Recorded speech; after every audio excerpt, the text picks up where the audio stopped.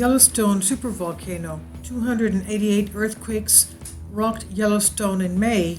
Does that mean that the volcano is awakening? Now we know that we had the nearby earthquakes that were pretty strong.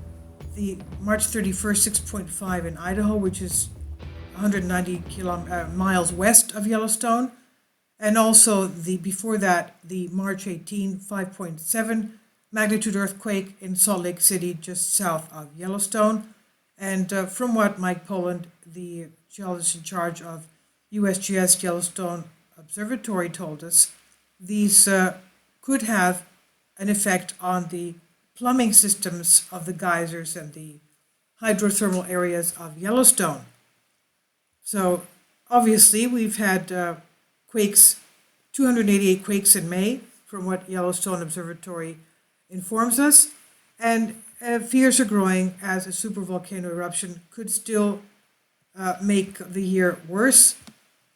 Now, U.S. Geological Survey recorded a total of 288 earthquakes in Yellowstone National Park throughout the month of May, in a year marred by the pandemic and the invasive hornet species and civil unrest. Many fear darker times could be ahead.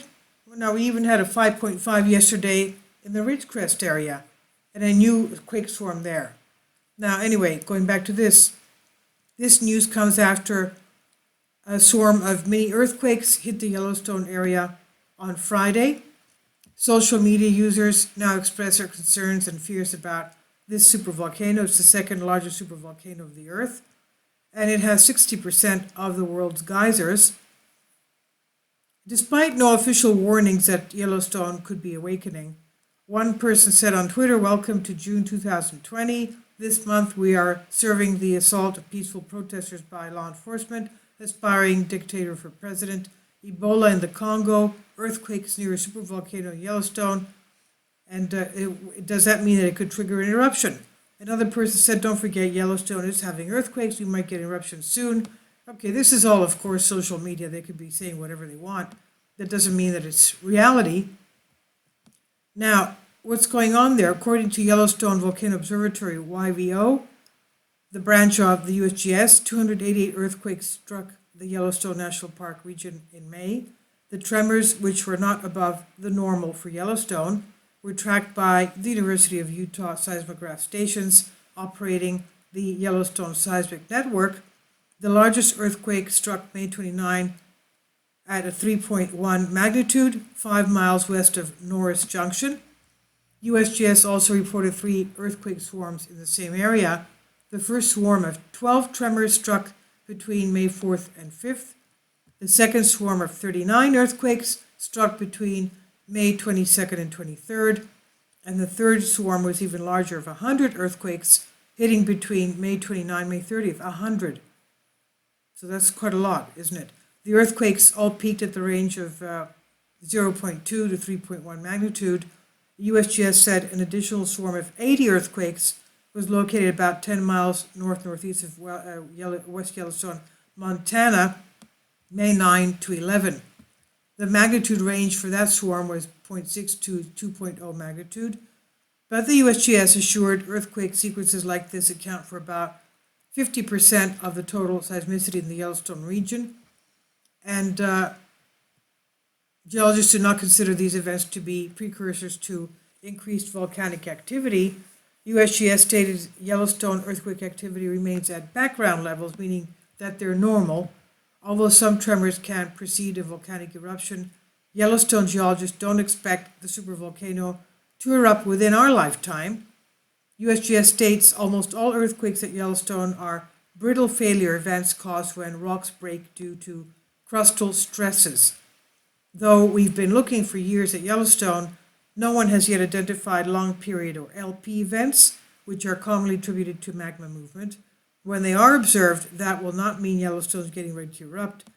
LP earthquakes, the long period earthquake events, are observed commonly at other volcanoes in the world, including California, which have not erupted for centuries or thousands of years. If Yellowstone does ever erupt again, it's more likely will be a hydrothermal blast and not a volcanic eruption.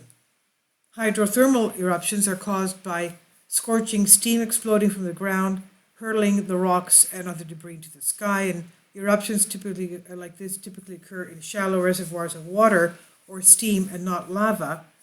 USGS explains that the least likely but worst case volcanic eruption in Yellowstone would be another explosive caldera-forming eruptions such as those that occurred 2.1 million, 1.3 million, or 640,000 years ago, which were super eruptions. But the probability of such an eruption in any given century or millennia is exceedingly low, they said.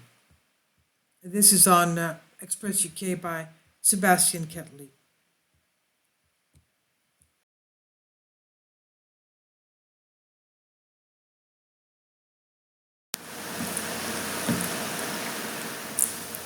If you'd like to join me on my Patreon account, you will hear content not covered by mainstream media.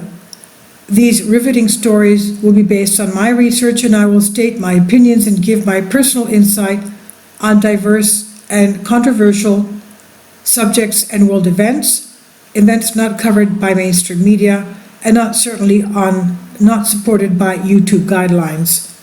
So whatever I have on my Patreon, most of those will not be on my YouTube channel. Please consider becoming a member today.